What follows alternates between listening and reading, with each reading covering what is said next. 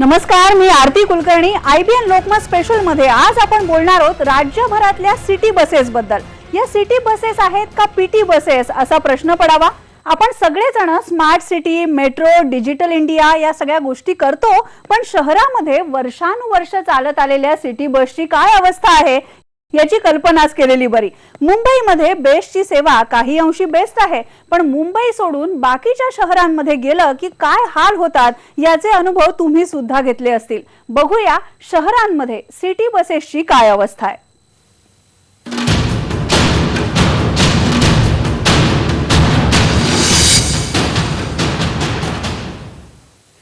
पुण्यामध्ये गेली कित्येक वर्ष पुणेकर सिटी बसेस बद्दल ओरड करतायत, पण बसची अवस्था काही सुधारायला तयार नाही. 2012 साली जेव्हा महापालिका निवडणुका झाल्या तेव्हा दरवर्षी 500 बसेस खरेदी करू असं आश्वासन राष्ट्रवादी काँग्रेसनं दिलं होतं. आता 2017च्या निवडणुका जवळ आल्या, मग त्यांना बस खरेदीची आठवण झाली आहे. महापौर आणि राष्ट्रवादीचे नगरसेवक प्रशांत जगताप यांनी 1550 बस खरेदी करण्याचा निर्णय घेतलाय, पण याला विरोधकांनी जोरदार आक्षेप घेतलेला आहे. का ते बघूया या रिपोर्टमध्ये. पुण्यामध्ये मेट्रोचा पत्ता नाही, BRTच्या पायलट प्रकल्पाचा बोजवारा उडालाय. अशा वेळी पुणेकरांना आधार आहे मोडकळीला आलेल्या PMPLचा. खिळखिळी झालेले की असं ना, पण 10 लाख प्रवाशांना मोडकळीला आलेल्या सार्वजनिक वाहतूक व्यवस्थेचा आधार आहे. आता निवडणुका जवळ आल्यावर महापौरांनी 1550 बसेस खरेदी करण्याचा निर्णय घेतला. या बसेस डिसेंबर 2016 पर्यंत येतील. यातल्या 500 बसेस गणेशोत्सवात दिसतील असा दावाही त्यांनी केला. 1550 बसेसचे पॅकेज पुढच्या 6 महिन्यात पूर्ण करून ही दोन्ही शहरं सार्वजनिक वाहतूक व्यवस्थेच्या दृष्टीने बळकट केली जाते. येणाऱ्या गणेशोत्सवापासून या शहरामध्ये बसेस दाखल व्हायला सुरुवात होईल. PMPच्या ताफ्यात सध्या 2050 बसेस आहेत. त्यातल्या 300 बसेस बंद आहेत. पुण्याची आणि पिंपरीची मिळून 40 लाख लोकसंख्या आहे. या बसेसनं प्रवास करणाऱ्यांची संख्या 10 लाख आहे. ही सगळी संख्या पाहता 2300 बसेसची गरज आहे. असं असताना जादा बसेसच्या खरेदीचा घाट कशाला असा सवाल विरोधकांनी केला. 750 बसेस स्क्रॅपमध्ये बंद ठेवले होते. त्यांनी त्यामध्ये फक्त काही दुरुस्ती करून त्यातले 450 बसेस रोडवर आणले. असं असताना 1550 बसेस खरेदी करण्याचं घाट का म्हणून PMPL करते मला कळत नाही. शेवटी BRT काय किंवा मेट्रो काय, आणि आता 1550 PMP बसेसच्या खरेदीची घोषणा काय. निवडणुकीचं गाजर म्हणून या पुणेकरांसाठी घोषणा दिल्या जात आहेत. प्रत्यक्षात मात्र पुणेकरांच्या नशिबी वाहतूक कोंडीच आहे. जर्नलिस्ट सचिन अंचाटेसह अद्वैत मेहता, IBN लोकमत, पुणे. आपण बघतोय पुण्याच्या बसेसची काय अवस्था आहे. पुढची एक काच तुटलेली, एक काच तशीच उघडी, आणि प्रवासी अशाच बसेसमधून वर्षानुवर्ष प्रवास करतायत. काय त्यांना वाटतंय हेही आम्ही जाणून घेतलं. जेव्हा पुण्यामध्ये मेट्रोचा पत्ता नाहीये, BRT योजना ही जी आहे ती संमिश्र तिला प्रतिसाद आहे. म्हणजे काही ठिकाणी बोजवारा उडालेला आहे, काही ठिकाणी चांगली झालेली आहे. अशा वेळी जो सगळा भार आहे किंवा हवाला आहे पुणेकरांचा, तो अर्थातच सार्वजनिक वाहतूक व्यवस्थेवरती आहे, PMPवरती आहे. आपण थेट प्रवाशांशी बोलूयात. स्वारगेट परिसर हा नेहमीच गजबजलेला असतो. प्रवाशांना विचारलं आपण की खरोखर PMP कडून त्यांच्या अपेक्षा काय आहेत, झाली आहे का त्यांच्या अपेक्षांची पूर्तता. काय सांगाल तुम्ही? PMPने रोज प्रवास करता PMPने कशी काय आहे PMPची स्थिती? सुविधा व्यवस्थित नाही आहे. टायमात गाडी मिळत नाही, आणि प्रॉब्लेम असा होतो की सुट्ट्यांचे प्रॉब्लेम आहेत. कंडक्टर लोक सुट्टे वगैरे देतात. बसची संख्या कशी आहे? म्हणजे फ्रिक्वेन्सी बस मिळतात का तुम्हाला? कंटिन्युअसली बस अशा मिळत नाहीत. अर्धा पाऊण तासाने मिळतात, आणि पावसाळ्यात खूप हाल होतात. या विषयावरती काम करणारे PMP मंचचे जुगल राखी आहेत, त्यांना आपण विचारूयात. पुण्याचा जर विचार केला तर नेहमी गाजर दाखवलं जातं, कधी मेट्रोचं गाजर, कधी BRTचं गाजर, आता 1550 बसेसच्या खरेदीचं गाजर. काय सांगा? ही दादांत खोट्या पद्धतीनं दिशाभूल करणारा निर्णय घेतला जातो. PMPकडे पूर्णतः दुर्लक्ष शासनाचं, महापालिकेचं आणि PMPचं आहे. त्यांचा निश्चितपणे प्रायव्हेटायझेशन, खाजगीकरण करणं, ऑटोमोबाईलच्या घशात घालणं हा त्यांचं नियोजन आहे. BRTच्या बसेस कुठे गेल्या? इतक्या महागाड्या बस आणल्या, त्या कुठे गेल्या? आता रस्त्याच्या प्रत्येक रस्त्याला 2-2, 1-1 बसेस बंद पडलेल्या असतात. मग हे डेपोतनंच काढताना बघायला पाहिजे याने की यात काय मेंटेनन्स आहे. फार तुटायला झालेले बसेस चालू आहेत रोडवर, मग ते आता कोणी बघणार त्याला. आणि वागणूक चांगली देत नाही, बिलकुल वागणूक चांगली देत नाही. काय 2 रुपये 5 वेळा सुट्ट्या देत म्हणजे ते हडचिडी करतात आणि भांडणावर ते उठतात. एकदा माझ्या संगती असं झालेले माझी घटना घडलेली आहे की मला कॉलर धरून मला भरच्या खाली उतरावं लागलेलं आहे. महिलांसाठी जे म्हणावं तितकं हे नाही आहे, सिक्युरिटी तर अजिबात नाही आहे. आणि मागच्या बाजूनी चढायला गेलं तर इतकी मागणं हे असते. बस आणि बसस्टॉपमध्ये जवळजवळ 1-2 वाहनं जातील एवढं अंतर असतं. त्यामुळे म्हाताऱ्या लोकांना, महिलांना गाडी पकडणं शक्य होत नाही आणि ताबडतोब बेल मारून गाडी पुढे निघून जाते. दरवर्षी दर 5 वर्षांनी येऊन काहीतरी नवीन आश्वासनं द्यायची, निवडणुका जिंकायच्या, पुन्हा जैसे ते येरे माझ्या मागल्या, हे चालणार नाही. हे लक्षात घेतलं पाहिजे. व्हिडिओ जर्नलिस्ट सचिन अंचाडेसह अद्वैत मेहता, IBN लोकमत. पुण्यात बसेसचं तर घोळ आहेतच, पण बस स्टॉप म्हणजे बस थांब्यांचे सुद्धा बरेच घोळ आहेत. तुम्ही माझ्या मागे सुद्धा बघताय असाच एक बस थांबा आहे, त्याला केबल्स तशाच आहेत. अनेक ठिकाणी बस थांबे नाहीच आहेत आणि जे काही बस थांबे आहेत त्याची अत्यंत दुरवस्था आहे आणि त्यामुळे प्रवाशांना त्याचा काहीही उपयोग होत नाही. शिवाय पुण्याचं हवामान, वातावरण याचा विचार न करता सगळ्या बसेसची खरेदी झालेली आहे. त्यामुळे आपण बस स्टॉपवर बसलोय का उकिरड्यावर असा प्रश्न प्रवाशांना पडलेला आहे. PMPL प्रवासी मंचचे कार्यकर्ते संजय शितोळे यांनी माहितीच्या अधिकारामध्ये काही माहिती मिळवलेली आहे. आपण तीही ऐकूया त्यांच्याच तोंडून. उभारणी झाली आहे, पण त्याचा वापर व्यवस्थित होतोय का? खरंच ज्या प्रवाशांसाठी हे बस स्टॉप आहेत ते त्यांना फायदेशीर आहेत की नाही? तुम्ही त्याचं जर स्ट्रक्चर बघितलं तर प्रवाशांना ऊन, वारा, पाऊस चढून हे नाहीच आहेत. बेसिकली हे बस स्टॉप ॲडव्हर्टायझिंगसाठीच केलेत की काय अशी शंका येते. त्याशिवाय या बस स्टॉपला कोडिंग असावं, कुठला बस स्टॉप कुठं आहे तो मेंटेनन्स व्हावा, अशी सुद्धा आम्ही कुणाल कुमारकडे मी स्वतः लेखी मागणी केलेली आहे. गेल्या 6 महिन्यात त्याला उत्तर सुद्धा आलेलं नाही. आपण बघितलं पुण्याची काय अवस्था आहे. हीच अवस्था ज्याला राज्याची उपराजधानी म्हणतात त्या नागपूरमध्ये सुद्धा आहे. बस व्यवस्था अत्यंत वाईट आहे आणि एकीकडे मेट्रो रेल्वे प्रकल्पाचं काम सुरू, पण सिटी बसची अवस्था मात्र अक्षरशः नेमकं काय करावं हा प्रश्न पाडणारी. बघूया आपण नागपूरमध्ये काय परिस्थिती आहे.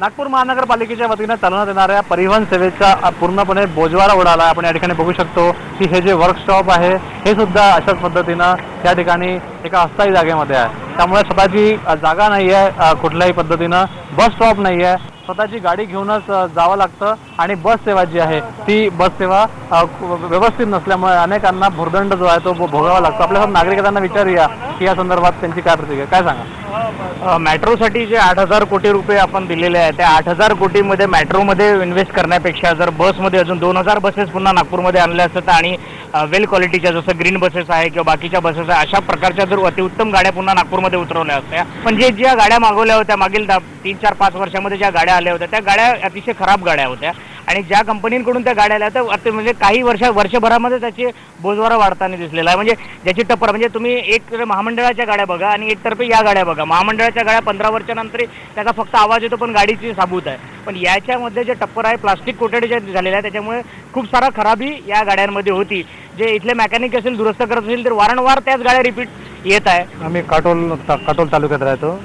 तिथून येताना बसा वगैरे जे काही वेळावर भेटणं नाही, वेळावर सुविधा होणं नाही, त्याच्यानं स्वतःच्या साधनावर तिथंपर्यंत आम्हाला तकलीफ घ्यावी लागते.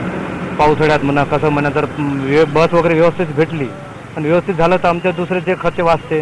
नगरपालिकेने नागपूरमध्ये ज्या जुन्या बसेस चालवतात त्याऐवजी त्यांनी नवीन बसेसची जर व्यवस्था केली तर त्याच्यामध्ये कसं आहे नगर परिषदचा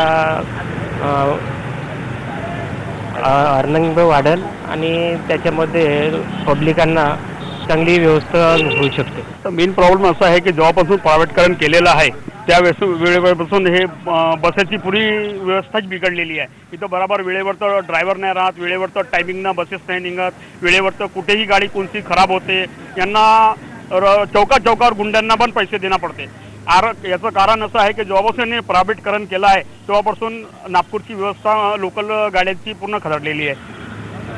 अत्यंत विदारक परिस्थिती आहे नागपूरमध्ये सार्वजनिक वाहन वाहतूक व्यवस्थेची. त्यामुळे आता नवा ऑपरेटर सुद्धा अशाच पद्धतीने बसेस चालवतो किंवा काही सुधारणा यामध्ये होतं हा खरा प्रश्न आहे. पुढे सुनील लोंढे, प्रवीण मुधोळकर, IBN लोकमत, नागपूर. नागपूर आणि पुण्याची अवस्था आपण बघितली. राज्यभरामध्ये आणखीही शहरांमध्ये काय स्थिती आहे बघूया एका ब्रेक नंतर. पहा फक्त IBN लोकमत.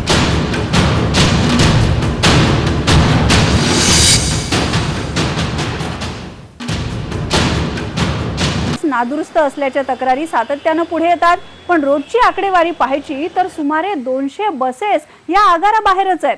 TMTच्या ताफ्यामध्ये नव्या बसेस खरेदी कराव्या लागणार आहेत. याशिवाय खासगी तत्वावर काही बसेस सुरू करून सध्याच्या व्यवस्थेचा पडणारा जो भार आहे तो कमी करण्याचा प्रस्ताव सुद्धा आहे. असं असलं तरी नव्या बसेस आणि व्यवस्था अस्तित्वात येत नाही तोपर्यंत ठाणेकरांच्या नशिबी रडत खडत होणारा प्रवास करण्याची चिन्ह आहेत.